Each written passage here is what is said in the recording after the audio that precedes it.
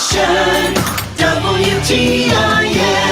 Welcome into the WTIM information station. Time now for the WTIM morning show. Thank you so much to our live stream sponsors, People's Bank and Trust and Landmark of Taylorville. I got Ryan Reitmeyer in the studio with us today. He's the director of the Taylorville Public Library. How are you doing today, Ryan? Doing good, man. How are you? I'm doing well. Thank you so much for taking the time coming in today. We're getting close to the end of summer here. And how's the summer been with the library? It's been good. For those that have came, they saw a summer reading program. We have it every summer. It was great. We had 3 or 4 programs every week for a month or two, and lots of kids came, a lot of fun. Everything from science projects, trying to make like a homemade volcano, to paper mache, it's everything in between. So it was a lot of fun learning and just keeping kids active in the summer. Super fun. That's the summer reading program for the kids. You guys do that every summer, and I'm sure it's just a great opportunity to get out of the house and get some learning done, because you got to keep the brain sharp during the summer. Absolutely. And it's all free too, right? So everything's free when you come to summer reading. So you come just have a good time. Don't have to swipe your card. Don't have to have any cash on you. It's always a benefit. Even better. Yeah. Go get some learning done, and it's a free little event for you. So that's great. You guys got some things coming to the Taylorville Library here. It's some hotspots and some Nintendo Switches. Tell me all about those. Yeah, I mentioned this a few times, and I've been getting the word out, and people are starting to use them, so we're really excited.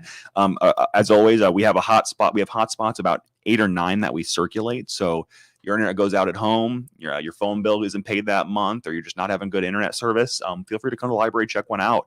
You have it for 2 weeks, and then return it, and you can check it out again if you need. It's a really nice service, especially if, like I said, you have some internet issues or some intermittent problems. I've had some problems with CTI recently. I don't know about anyone else. If your internet goes out for a day, come check it out and you're good. It's been really helpful for a lot of people. And again, that is free as long as you return it and don't lose it. So wow, what a great little service that you guys are providing there, because Wi-Fi and internet can go out at any time. You might have an important thing to do on your laptop. I didn't realize you were actually going to be able to take that hotspot home with you. I thought it was just inside the library, promising good Wi-Fi. How's that? Library has Wi-Fi too. So so this is on the AT&T network. It's essentially like smaller than an iPhone. And you just turn it on and it'll show a Wi-Fi network on whatever you're trying to connect with. I would say, again, it's not going to be amazing for like watching 18 YouTube videos with other people or watching 4 Netflix accounts. But if you're doing some searching, it'll get the job done. And again, it's on the AT&T network. So if you have AT&T here on 4G, you know exactly what speeds you're getting and stuff like that. Oh, very helpful. Yeah. It's one of the best services we offer, honestly, in terms of like value add for folks that really need it, because internet's expensive nowadays. And we have great internet options here in Taylorville, but they're not always working, right? Stuff does break. So no, most definitely. People have been liking that one. Community enjoys that. Yeah, hotspots are just, we got this with grant money last year. And so we had to purchase them, get them organized. Now we're getting the word out. So they're just starting to circulate. So we have them available right now. So again, feel free to come by or give me a call if you have any questions about them. And they can have a little bit of a learning curve to get set up, but we're happy to help people set them up too. So there you go. They are happy to help you there, because that can be weird doing technical stuff. And don't we know it here? But that's really awesome. Yeah, and then Switches kids love too. We got games for them too. That can get checked out. We only have one right now, but it's checked out pretty constantly. And if we keep seeing it get checked out like that, we'll probably buy some more and get those checking out too. So I'm gonna say you guys might need a few more as we get the word out here, because Nintendo Switches are very fun, and maybe this is a different community where Switches are still pretty new here. But you can use those inside the facilities over at the library. And you can take them home too. Yeah, take it home 2 weeks, I think, is the checkout. Don't quote me on that, but 2 weeks, maybe 7 days. But yeah, you can check it out too. And it's really just if you're trying to play, at least for me, it makes the most sense, like a single player game or something. Instead of having to go buy it, just check it out, play it for a week and return it, and you're done, and it's a lot of fun. So folks love that. And again, it's completely free too. As long as you return it and don't break anything, you're all good. So a lot of fun, and it saves a lot of money. That's what I'm saying, man. It's stuff nowadays is so expensive. If I can check something out, that's what I'm doing. That's really awesome. And this might be a bad question here. You need a library card. You need to get all that. Yep. So you would need a library card to check those out. We do everything we can to get you your library card. Again, if you live in Taylorville, if you're a resident of Taylorville and you pay taxes, you can get a library card for free. The only kind of caveat to that is there are some areas where the city limits are wonky, right? Like there are some areas of Burton Eddy that don't pay library taxes. That can be a little confusing, but we'll work with you. We can do what we can. We really want to get everyone cards possible. And of course, if your kids go to school here, we can get them a card too. So very cool. Very cool. All right. Well, this is the Taylorville Public Library. They're giving out hotspots. You can check those out. Hotspots, great for internet connection. And, those are free to the public as long as you have a library card, and you got to return them back nice and safe and sound. But and the Nintendo Switches, that's going to be really, really fun. Another really cool thing that we were talking about before was a different, maybe a little section of the library, a seed library. Yeah. What's that gonna be like? I don't want to take full credit. One of our board members, Ben Robinson, if you're around here, I'll give him a shout out. Hopefully he's listening. But it was his idea. He reached out, and I think it's great, and it's something we're looking into. Essentially, was not set up yet. We're working on it. It's in the works. We're just going to host every type of seed in a little container, in a little organized box. And if anyone wants to come take a seed and plant their own garden, they can. And they can hopefully, once they get a nice garden, they can return some seeds when they get some extra. And really, it'll probably start off small, but we're going to kind of expand on it where we can, and hope that it kind of starts to build and grow itself. But yeah, so very exciting there. If anyone has any extra seeds, reach out to me. I'll give you my contact info at the end here. We'd love to take them and love to get it organized. If you have any expertise in organizing this kind of stuff or tips, reach out too, because this is all new for me. So we're learning and we're going as we learn. So very, very cool there. Though. Yeah. That's a seed library. I mean, I'm a gardening novice, I would say, but if I wanted to get into it, and I wanted some information, will there be some information, maybe some knowledge to learn about seeds? That is the goal. We have some folks, especially in town, who are very knowledgeable. Again, we have a community garden by the church over in town, which is very popular. And we also have some horticulture experts at the University of Illinois Extension that I've worked with multiple times who are super knowledgeable too. So I think likely we'll fold everyone in, and a lot of community members that are knowledgeable in that, try and get it going. But really, ideally, and this is going to be a few years out, hopefully it'll be kind of self-sufficient to the point where folks come in and take what they want, leave what they want, and plant their own gardens for free, right? That's really cool. Yeah. Yeah, it's one of those cool things that libraries are just kind of finding unique ways to serve communities, right? So sure. Yeah. Got to stay creative, I'm yeah, sure. Absolutely. Especially with this day and age changing, right? Libraries are changing every day, and how we serve folks and where we serve folks changes. So it's kind of just adapting to that. Yeah, no, I totally see where you guys are going with that, staying with the times. You guys got Nintendo Switches and offering Wi-Fi and internet services. That's totally falls into a library category. Yeah. Or something. So it's amazing. How much of a part have you played in your short time? You've been here for 2 years, you said? Ish. Amazing. So yeah. So how much involvement? I'm sure you are the director. So how much have you been trying to push into this next generation? Sure. Yeah. So my predecessor was great too. Stephen Ward. He's actually the director in Forsyth now at the library there, and he does a great job there too. And the staff here are all were here when I started, so staff are great too. I just jumped in honestly, and I just try and bring my own experiences to it. Every director has their own past experiences and knowledge and stuff that they really push for and think is cool. So there's that, but then also I really try and just communicate with the community and see what they want, right? It's their tax money after all, it's their service. So I think asking them and saying, hey, what do you guys want here? Is a really good thing to do regularly. It's just kind of best practice for taxpayer money. But also I've got to kind of look ahead and try and presume what people want. It's a fun little walk to trying to make sure we're offering what we want, and then asking and making sure we're on the right track. I'm sure trying to predict the future trends there. Yeah, exactly. And we don't want to spend money on something that we think may get popular and it doesn't, right? So it's just about being fiscally responsible and making sure we're doing the right thing by our taxpayers. Totally, absolutely. I think you guys are moving in a cool direction here with the seed library. That seems totally cost effective. I'm excited about it. It'll be some work to set up, but I think it will be cost effective. It's one of those cute things that I think especially a smaller community like ours, in comparison to the big cities, can do and really run well and have a lot of success. Yeah, I really think so too. I think it's perfect for this size community. We have community gardens that give to the local food pantry as well. So I mean, everything's going hand in hand here. And you talked about the University of Illinois Extension horticulture experts, and they are just that. They are experts. They know what they're doing. Yeah, it's cool that you guys are getting help from them. Yeah. They come and do some stuff at our libraries and programs too, like raised bed gardening, how to plant tomatoes and stuff. They're good too. They're awesome. So we'll definitely bring them in because they know what they're talking about when it comes to that. And I do not. I'm the librarian. I can organize the seeds, but I can't plant them. You know what I mean? So yeah. Yeah, no, we aren't all born with a green thumb. Nope, unfortunately. There are some chosen one out there. They're with the U of I Extension Horticulture. Yeah, we talked to them. They're awesome. It's really good you guys have had help from them and getting all that together, because it's going to be a really fun one. We got a little bit of time here until we get to the break. I wanted to bring up, you're looking for some teen advisory board members here. Yeah. This has been something we've kind of put feelers out before and mentioned, but really I feel like I'm really trying to push for it now and making sure that young folks are involved in the library's decision-making process. A lot of the times we get a lot of parents and kids and older folks coming to the library, and what we really want, we want to serve everyone, right? So we want to make sure we have what teens are interested in and making sure that they feel the support and the resources they want. Because at the end of the day, the librarians at all the schools they're at are fantastic and work super hard and are motivated, but they just don't necessarily have the budgets for it. School library budgets are among the first on the chopping block often. And that's no one's fault. That's just the nature we live in nowadays. So yeah, really would love some teen advisory board members. If you've got a teen son, daughter, anyone, and they're interested in reading in the library, have them reach out to me. I would love to get them involved and really actually be part of the decision-making process here. Any policy or stuff we'd run by them. We'd love to get their input and hear them out and make sure we're really kind of getting all aspects, so.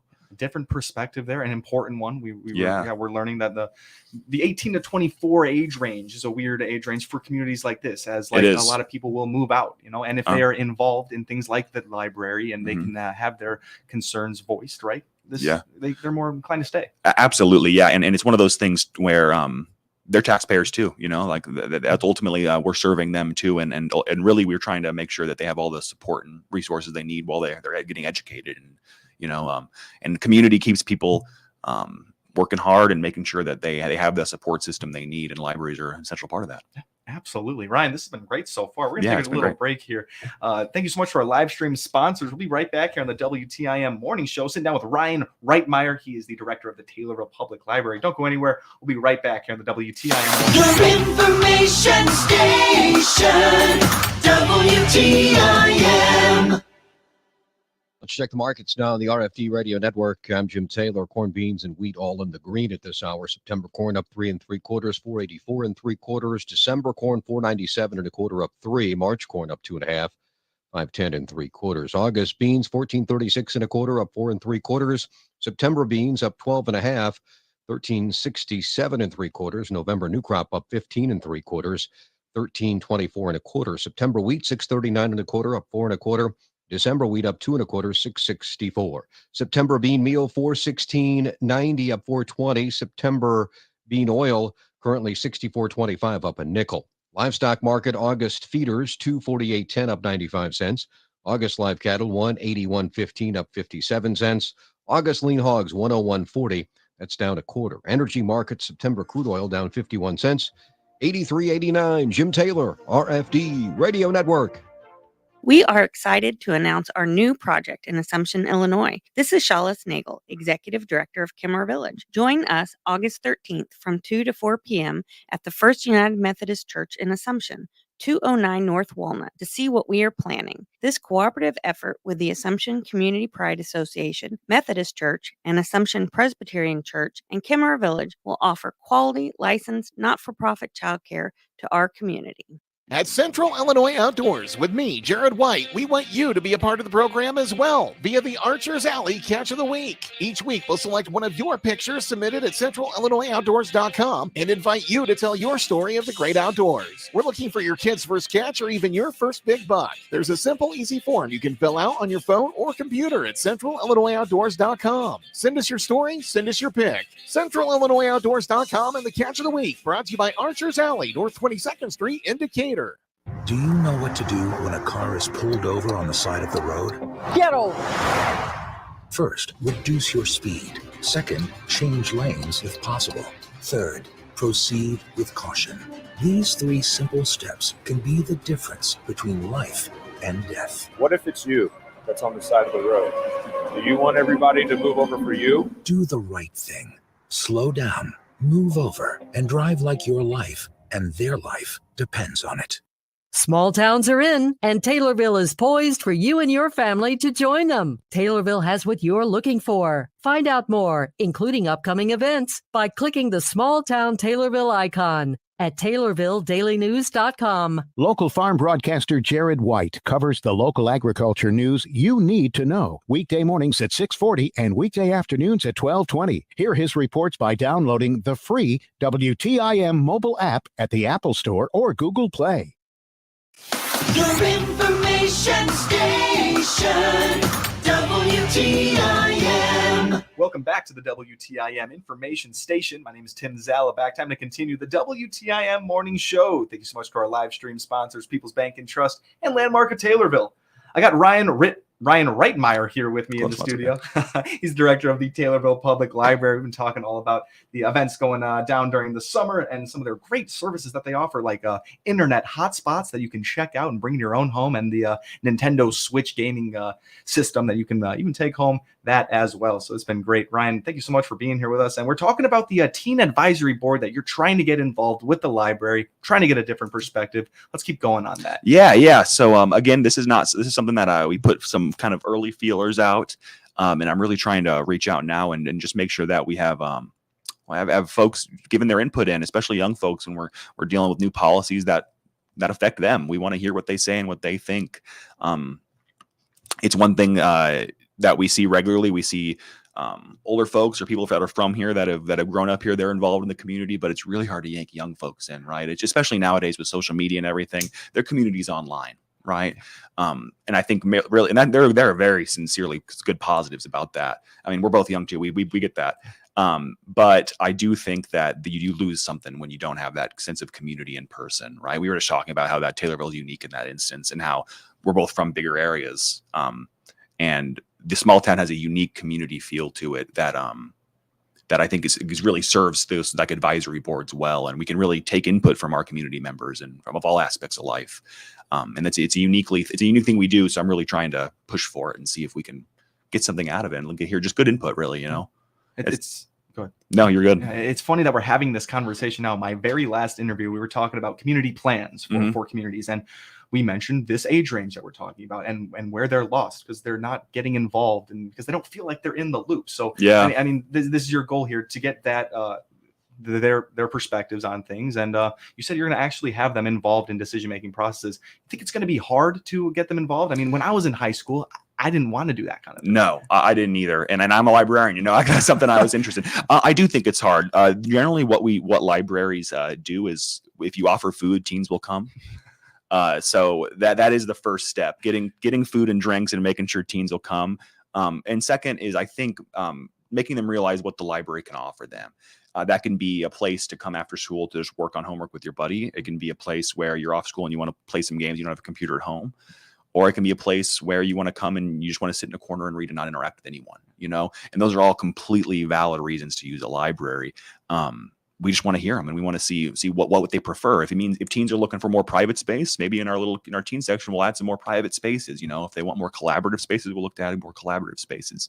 If they say, oh, we don't really want computers at the library because we have them at home, we don't need them, maybe we'll look at reducing that. You know, it's just helpful to kind of see where folks are going and see what they want, because I don't have that perspective, you know? Sure. Yeah. No, we're unfortunately, we're not there anymore. We're grown-ups now. But I mean, things are constantly changing under the surface now that we're not going to know about. And like you said, that's such an interesting thing. Maybe they don't want as many computers in anymore. They got a cell phone on their body. They want to have, you know, a place to interact, like maybe some smaller rooms where they can meet as groups, like you said. That can be really important. And you're ready to take their guidance here and take their considerations. Yeah. So please, I'll give my contact info at the end. It's director@taylorvillelibrary.org is my email, but again, I'll give it at the end. If you have a teenager you think would be interested or wants to get involved, reach out. We'd love to hear from them. Perfect. All right. Well, I'm sure that there's a couple teenagers out there that love reading and they'd be invested into this. That's really awesome.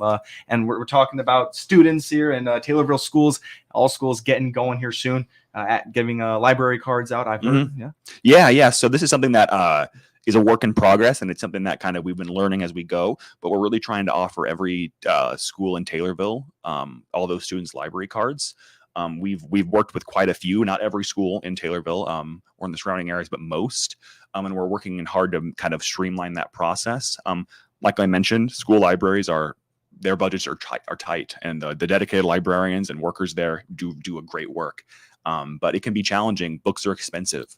We have books and we have the money to buy books, so why not? And they're already living in Taylorville. Let's bridge that gap, make it so they just automatically get a card. They don't even have to come and sign up, you know, and it kind of makes it easier on them, makes it so that if you're going to school in Taylorville, you have a public library card. There you go. Boom.